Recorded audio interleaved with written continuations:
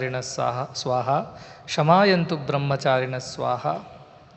May I get good students. How? Amayantu, in big numbers. Imayantu, in all from they should come from all directions. Pramayantu, they should be very enlightened ones, brilliant ones. Damayantu, they should have control over themselves, their senses. Shamayantu, they should have control over their minds. That kind of student should come to my Gurukulam is what the Guru is praying in the Upanishad. Then he says, may our Gurukulam attain all kinds of glory. Yashojanesani Swaha. Let many people know about the glory of our Gurukulam. And then he prays, give me also to run the Gurukulam. Let there be Annapani to Sarvada. Let there always be food and drinks, means water, in our Gurukulam. And all kinds of Lomasha, Pashubihi, all kinds of animals should be there because cattle was wealth in those days. So if you had cows and they could yield milk and curds and ghee for the children and all kinds of things. So he prays to the God that let my Gurukulam prosper and let more and more students come from all directions of very good quality and caliber. That is how our Gurukulam should grow. This is the prayer. This is my prayer too, that let Gurukulam have students which are coming from all kinds of places, from all socio-economic backgrounds, irrespective of their capacity to afford the education or not. They all should get an opportunity, and may they all be of good intellect, of good character, of control over their senses and mind, brilliant intellects. May such good students come is what is my prayer too. And when I went to the school Gurukulam just the other day, I think it was on the Friday morning, and I heard all these students speak about our culture, value system with such clarity and also conviction. It's not something that they were made to memorize so that they can repeat in front of me and impress me. They simply did it out of conviction in what they are learning. And from all age groups, from young ones, the youngest ones are in the 6th standard, they are probably 12 years old, to all the way up till 10th, 12th class, 12th graders, who are probably 17 years old.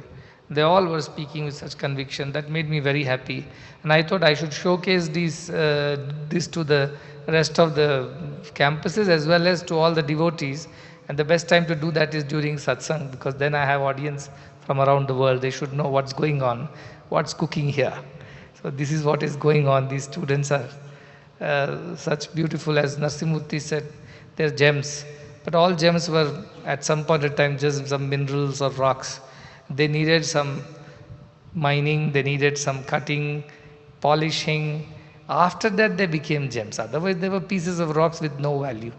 And nobody goes around with rocks around their necks. But the moment they are transformed into gems, they become invaluable. And that is what this Gurukulam is doing, turning ordinary rocks into gems, stones into gems. So this is the idea of education. It refines you, purifies you.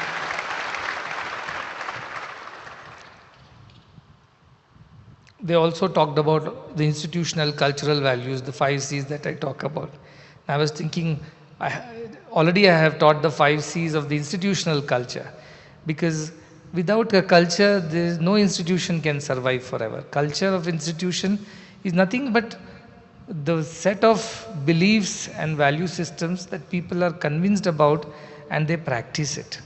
If they don't practice it is only on the board and printed in big bold letters and stuck on the walls.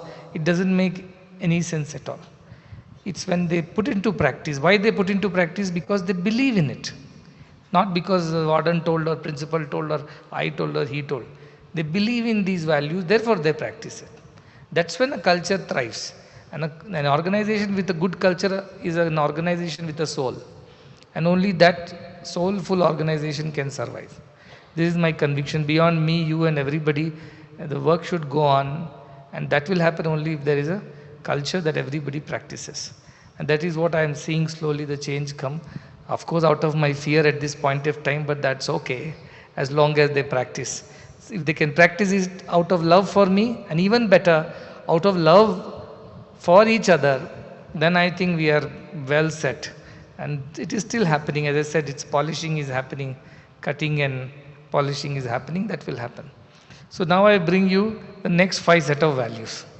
which are individual values. This is cultural value. You work with each other using these values. What are those values? You are concerned about each other's welfare. You are, I can't hear. Cleanliness, the overall culture of the ashram and also your surroundings within and without. Then, good communication, Satyam Vada, Priyam Vada, and then Nabruya Satyam Apriyam, all these wonderful ways of what Upanishads have said. Practice that communication, timely, correct, kind communication. Then, collaboration. Somebody said, repeated me. Individual, we are excellent. Collectively, we are a disaster. We don't want to work with each other. That's why organizations suffer. That's why collaboration means you have to swallow some of your ego and ideas and opinions and your own personality traits for the sake of working with each other. The last one? Yes, continuous improvement. It's very important because if you get satisfied and complacent, oh, I know everything, that's the end of your growth. Then devolution starts, no evolution happens. So daily learn something new, try to improve from what you have done before. Be a better version of yourselves every day. That is the idea of continuous improvement. So you have got all these right. Now I am bringing 5 Ds. After C comes D. And these are the 5 things individually you have to practice. This is at the organizational level as your personal value system. First and foremost, no guesses. D is for duty. Dharma. What is your dharma? As a student, you have a dharma. As a teacher, you have a dharma. As a devotee, you have a dharma. As an institution head or administrator, you have a dharma. As a volunteer, you have a dharma. Dharma is the most important virtue that anyone should possess. It's a very deep word. D for dharma is a very deep word. Because dharayati the dharma, that which sustains the whole place, sustains the whole universe is dharma. And as long as people do their duties correctly, the society will go on. Why do we have to run these institutions of charitable institutions? Because somebody is not doing their duty properly somewhere. If the government does its job, or the society in general takes responsibility of each other's welfare, everybody does their dharma properly, there is no need for me to start another institution and run these for the sake of the underprivileged. There wouldn't be any underprivileged left because everybody is doing their dharma of charity. And that is the most important word, that is the most important quality. So D is for duty. In English, if I have to say it is duty, in Sanskrit it is dharma. And so Krishna says, Sadharme nidanam shreya, paradharme bhayavaha. Whatever is your duty, do that. How much with you must do it, giving it all. A soldier at the frontier does his dharma, whether it's cold or hot or raining or snowing, irrespective of that, his dharma is to stand there and protect the country. He is not thinking about his family, his comforts, having a vacation, next holiday. His whole focus, his attention is how to protect the borders, how to protect my people. That is the sense of duty one should have.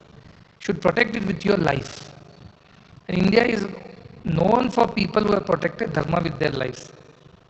Look at the Sri Ramachandra. I always talk about Ramo Vigrahavan Dharma. He is the embodiment of dharma. And what the best way to follow dharma is the greater good, greater good. Whatever you do should lead to greater good of others and everybody else. So in a way, if you want to practice concern, you have to do your dharma. If you don't do your duty properly, somebody else has to take the additional burden of doing your job when you are not doing your job properly. Plus, if you deviate from your dharma, it creates confusion in the society. Dharma and or duty is the most important virtue. So you'll remember that first thing on duty. Yeah. The second thing I want to tell you is about how do you do your duty? Do with devotion. Don't do because you have got a job, you are getting a salary, and somehow 8 to 5 you finish and want to go home, or you are studying because you have to get marks at the end, whatever they told 4 kinds of students. First, out of fear they study. Second, students out of ambition they study. Third ones, what was the third? Jignasu, out of curiosity they study. And fourth, Jnani, they study because they want to learn. They want to be useful to society. That's why they study. See how nicely they have put this Bhagavad Gita shloka in a different perspective. But that is your duties. And so, above all, the devotion to me is do everything for God's sake. Sarva karma bhagavad prityartham. Do everything to please the divine. That is Jnani's student. That is the ultimate. He does so that he learns and in the process he pleases the divine. Yad juhoshi, yad dashnasi, yad karoshi, dadasi, yad tapasyasi tu kaunteya, tat kurushva madarpanam. Do it for my sake. The moment you set the benchmark there, that I am doing everything for pleasing God, you see how your capacities will become infinite, how your abilities will multiply, how your excellence in action will manifest itself, because you're doing it for the highest goal, which is beyond earning money or some recognition or some promotion or some fame or popularity, not even for considering yourself as superior than the others because you do it better, but simply doing for the love of God elevates the entire work to worship. And devotion has that magical touch, the Midas touch. It touches your duty and turns it into worship. Work becomes worship. So, whatever you do in this organization or wherever in life for that matter, do it for the love of God. Once you please God, everybody else will be looked after. Don't worry about others. Once God is happy with you, the world will be happy with you. But we try to make everybody else happy and forget God in the process, because we think God will anyway adjust. He has been adjusting for long enough and He will never mind. No, God also minds when He is not given priority. So prioritize God, do everything for the love of God, for the sake of God, so that at the end of the day, when you say, no, karchanakritam va kaijam karvajam va, it should mean, in the truest sense, you should say it, that I am offering all this to you. Forgive me for my shortcomings and bless me for whatever good I could do by your grace. Then no ego will come in our lives, no attachments will come. Do everything and offer it to God. What is there in that is which is mine? That sense of I will disappear. This is why devotion should temper all your duties. So many people are superior, very good people. They are scientists, leaders, name it. They have achieved anything and everything in life that you can think of, but they don't have that sense of devotion. Therefore, they have tremendous ego and the sense of achievement and accomplishment, and they are no good to the society. They might have definitely contributed to the society, but they could have done better than that. If they only did it for devotion of God, things would have been much better, much different than what it is today. We have wealthy countries, wealthy societies, powerful societies, but we don't have happy societies. We don't have equitable societies. We don't have societies with justice and fairness, because devotion to God is the missing link. So if you add devotion to your work, work becomes your worship, and societies will become much better. So devotion is the second most important thing. Third thing is, if you want to do anything, you have to have discipline. Duty needs discipline. Devotion also needs discipline. And discipline is a sense of control over yourself more than anything else. Nobody should tell you to do things. You should have self-driven discipline. Source discipline, I say, not forced discipline. Source, it should come because you want to do it. Why? It is good for you and for everybody else. Imagine somebody comes late for something. Everybody has to suffer. Somebody makes an accident on the road because of one's carelessness. Everybody on the road has to suffer. So your personal discipline is so important for this. And if you go to Ashtanga Yoga, there is something called Yama and Niyama. These are two kinds of discipline that Patanjali says. One is outer discipline, one is inner discipline. Yama is the outer and Niyama is the inner discipline. And what is Yama? It says Asatya, Ahimsa, Asteya, Aparigraha, Brahmacharya. Truth, non-violence, not accumulating things, asteya, aparigraha. And asteya means non-stealing. Don't take somebody else's anything, that we already know from Isha Upanishad. But don't even take somebody else's credit. Do give due credit to everybody who does their job. You see, people steal credits in this world. Don't steal anything. And lastly, brahmacharya. Brahmacharya is not just continence or celibacy. It's the idea that your mind is invested in God all the time. Sarvada sarvakaleshu sarvata harichintanam. These are external discipline. Satya, ahimsa, asteya, aparigraha and brahmacharya. And what is the inner discipline? Shaucha, santosha, tapas, swadhyaya, ishvara pranidhana. These are the 5 inner disciplines. Very important. Shaucha is cleanliness, which you are already going to practice outside. Practice inside also, it is saying. Clean thoughts, clean emotions, clean character.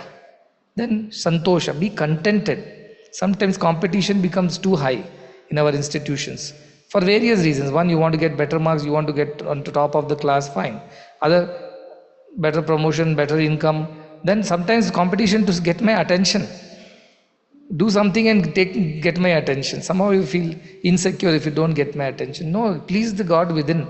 I will somehow be pleased. I will get to know what you're doing. That competition is there, which I don't like at all. So get rid of that.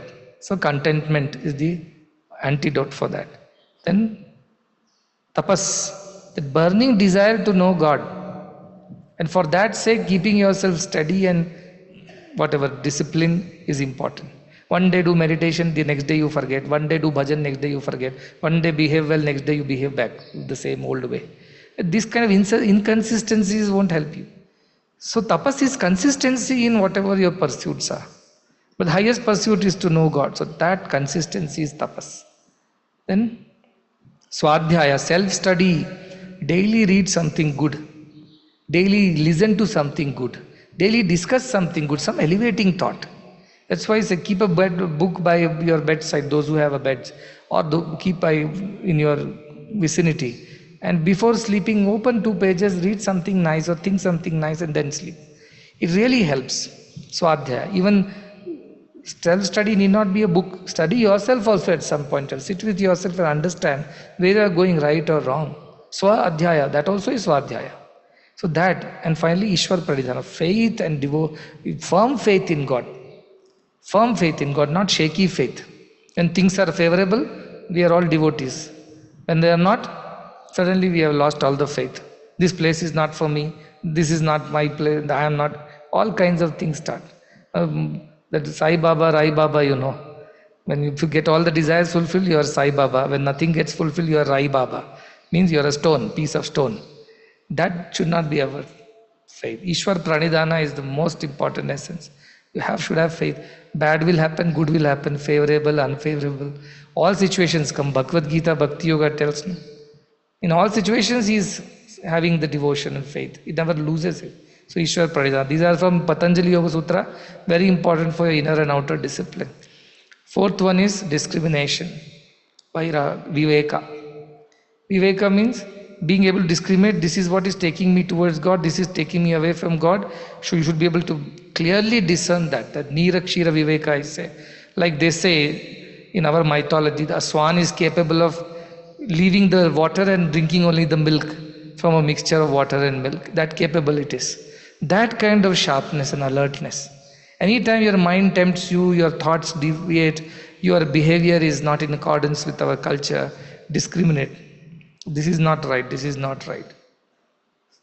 Ultimate discrimination is Nitya Anitya Viveka or Vastu Viveka. Shankaracharya says, what is spiritual, what is not spiritual. What is real, what is unreal. But even otherwise, discriminate every thought. And do not let it just flow like that without having checked with your discrimination. A thought comes, let us do it. Word comes, let us do it. Action comes, let us. These instinctive things are not required. Discrimination is the most important virtue that will help us. It's like 2 wings of the bird. The next wing is detachment. Once you discriminate, no, this is right and that is wrong. Why should you hold on to the wrong things? Drop it then and there. Vishayan Vishavatyaja, says Ashtavakra. Drop it immediately. Give it up. Why go on convincing yourself that this is somehow going to be useful? No. Poison is poison. It should be thrown away at once. Don't store it. So I will detach over a period. No, there is nothing called over a period. The more you stay with that attachment, the more it grows in its strength. It's like a leech, drinks your own blood and becomes fat. In Sri Lanka, we have a lot of leeches in our estates. The tea estates are there. When do they get into your shoes? You don't even know. They'll get inside your socks and pants.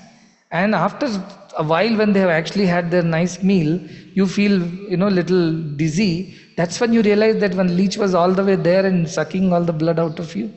Many times people realize after an hour only. Because what does that leech do? It puts its teeth and then it injects a kind of a chemical that kind of, numbs that area. You don't realize that it is latching onto you. You don't realize. Attachments are like that. You don't realize that they're eating into all your energy and positivity. And some foolishness, you hold on to it. Detach. Once you have discriminated, this is not right. Have the courage, ability to detach.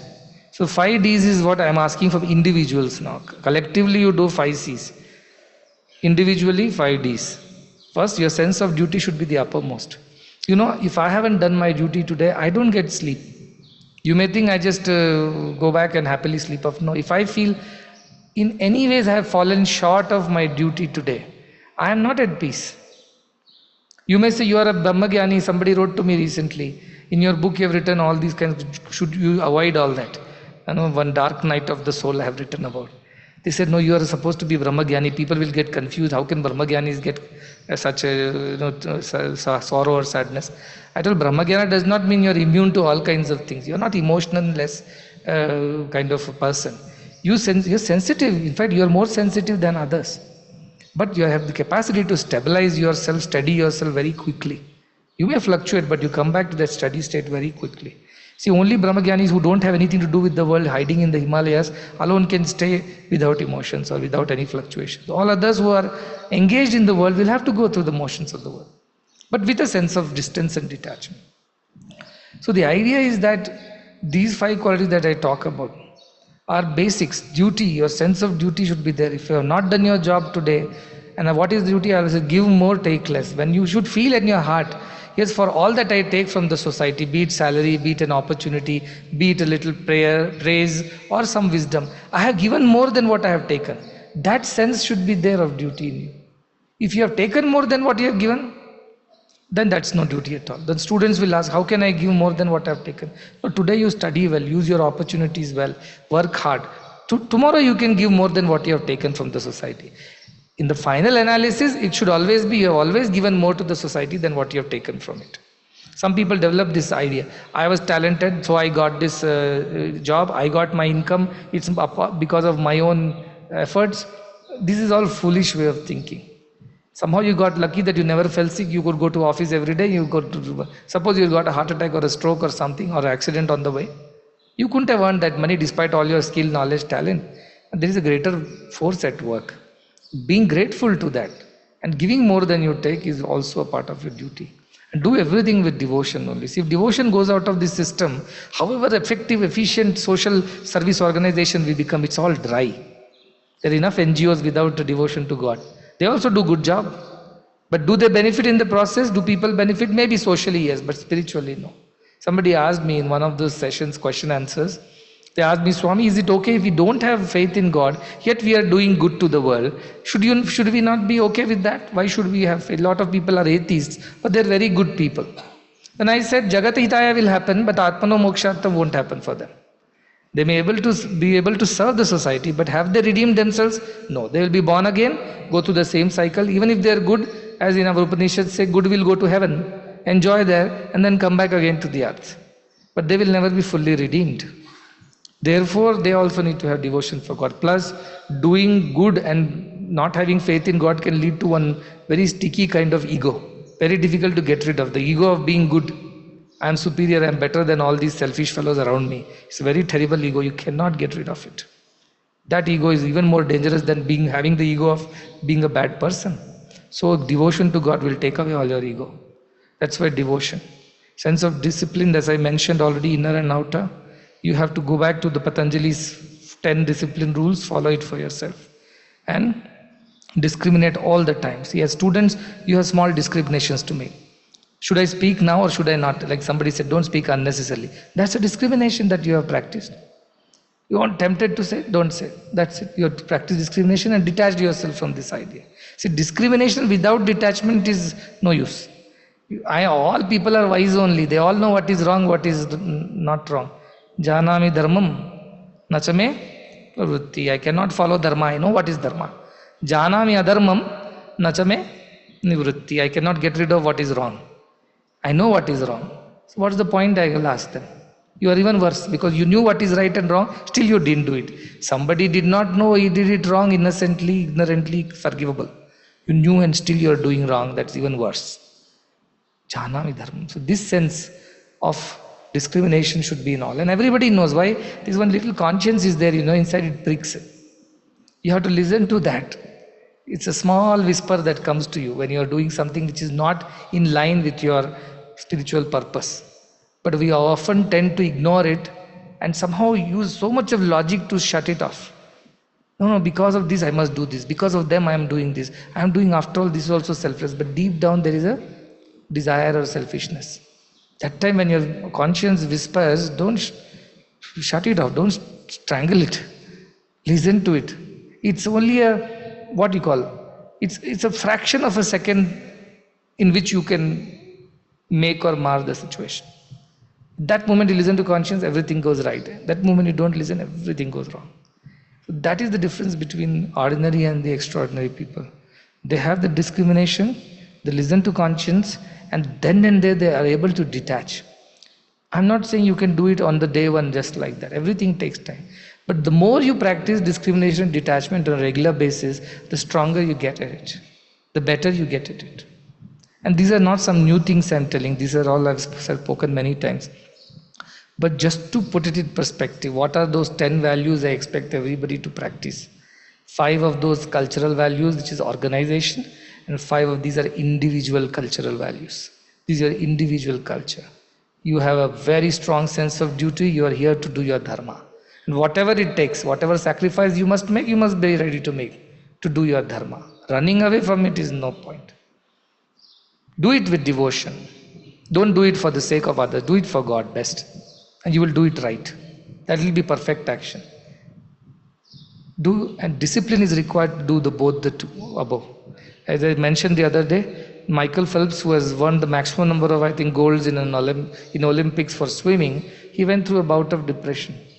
That is the time when he pushed his boundaries. He told himself that I must do this for my own good, for the good of all, for the good of country. And he says, difference between the ordinary and the extraordinary people, the ordinary and the great ones is, the great ones go ahead and do things even if they don't feel like doing it. Sometimes we don't feel like following discipline. Do we feel like doing hard work? Even then we push ourselves. This is why discipline is important. And it's nothing but your Atma Sanyama. Your control over yourself is discipline. Yama Niyama only teaches you that. Discriminate all the time. Smaranityam anityatam. Remember all the time what is real, what is unreal. And finally detach. Drop it. Don't, as I said, you have a ticking time bomb in your hand. You don't say, no, I will throw it when the last second is counted. I'll hold it till then. You never know. There's nothing like holding on to attachment and getting rid of it another day. You never get another day to get rid of it. Remember that. It is now and here, or now and never. Choose, and these 5 things you practice, and these can be practiced at lower level of day-to-day work as well as the higher spiritual level also. This is what is required. Discrimination could be go on time or laze around, or hard work or no hard work, or discrimination could be this is what will lead me to God, this is what won't lead me to God. Everything is discrimination. And detachment is the final and the most, if you ask me which is the most important virtue of these 5, I will call it detachment only. Dispassion and detachment. That is the most important, because all this is theory. At the end, if you're not able to detach from the wrong and attach to the right, what's the point? Everything is going to fail. Duryodhana syndrome. You cannot survive. And what happens when individuals falter, slowly the teams falter. When teams falter, the institution falters. When the institution falters, the whole organization falters. That's how society falls. That's how nations fall. It all begins with one individual who is not in alignment. And that is why I'm so particular. And as a teacher or a guru, I feel very happy when people are even putting this much effort to practice these things. See, these kids who spoke just now, it's not that they all are practicing all this every day. I'm sure they'll go back to hostel and fight over some petty silly thing now. Their pen, their mat, their bed, their space. Tomorrow on football ground they'll fight. Day after in canteen they'll fight, I know. But my joy comes from the fact that they're putting efforts. Shraddha is there. That's good enough for me to begin at their level. But you can't take refuge in this excuse when you are a 60-year-old saying, Shraddha is there, I'm still trying. You're not much left for to try now. It's over for you. This is now and here you try. If you don't do it now, you can never do it again. And I always remind you, this is the best place, these are the best situations, these are the best people. And if it is not here, then where? If it is not this way, then in which other way? If it is not now, then when? This is the question I always ask. This is the best opportunity of God. Don't lose this by being casual, by being complacent, by being, uninvolved. Don't be like that. Because this is a wonderful opportunity both to redeem yourselves individually as well as to redeem the society. And Atmano Mokshartam Jagatita will happen only when you are following these basic values. So what should I call? Patanjali calls it Ashtanga, I'll call it Dashanga. Tenfold path for Atmano Mokshartam and Jagathitaya. So you ask me, how do we attain Atmano Mokshartam Jagathitaya? Go back to these 10 things. If we don't do these things right, there's no way we can attain God and realize self. All this is far cry. Not going to happen. We'll fool ourselves that we'll somehow achieve it. And many of them are even worse. You know what they wrote to me? They write to me after that Isha Upanishad I told, no? That towards the end the soul cries, oh, I have done all kinds of things, but please forgive me for my wrongdoings. Remember the good I have done and somehow grant me moksha. I think this caught on to some elderly in the ashram because they started counting how many terrible things they have done. They are hardly eligible for any grace. So they started writing to me. Swami, I have done many wrong things, but you are the ocean of compassion. You are the Ahetuka Daya Sindhu. You are the Natama Loka Bandhu. You are Karunya. I tell nothing of this is going to work with me now. Don't you try to fool me, You're not sincere. Even now, if you put efforts between now and whatever your last day, maybe there is a hope. But simply taking refuge in the fact that I am to err is human, to forgive is divine, therefore you forgive me nevertheless. No, it doesn't work like that. Once in a millennia, one miracle happens where Ajamila gets moksha. This is not for everyday thing. Don't, those exceptions are not normal. Once Sachin Tendulkar happens when 10,000 cricketers, die. This is how it is. Not easy. So don't compare. Somehow we'll get lucky at the last moment, and somehow Swami, being kind and compassionate, will forgive us for all our mistakes. Don't imagine all that. So here and now, this is the word. Here and now. And each one of you can practice in your own way. Please put some sincere efforts. Even if you put swalpam apyasya, little effort you put, you benefit greatly out of it. But if you don't put efforts on a consistent basis, that continuous improvement, it's not going to help. It's not going to help. But that's what makes me very sad. So when I don't see these basic values being followed, I feel very terrible. I feel, as I said, keep that Brahmagyana aside. As a institution's, whatever, administrator or leader or guru, I feel so inadequate. It makes me feel terrible. I feel I am going wrong somewhere. I am not doing my job well enough. Maybe I am falling short in my capacities to transform people. Maybe I am not fit enough. Maybe I don't deserve to be where I am. All these other thoughts start coming to me. I get into self-doubt then.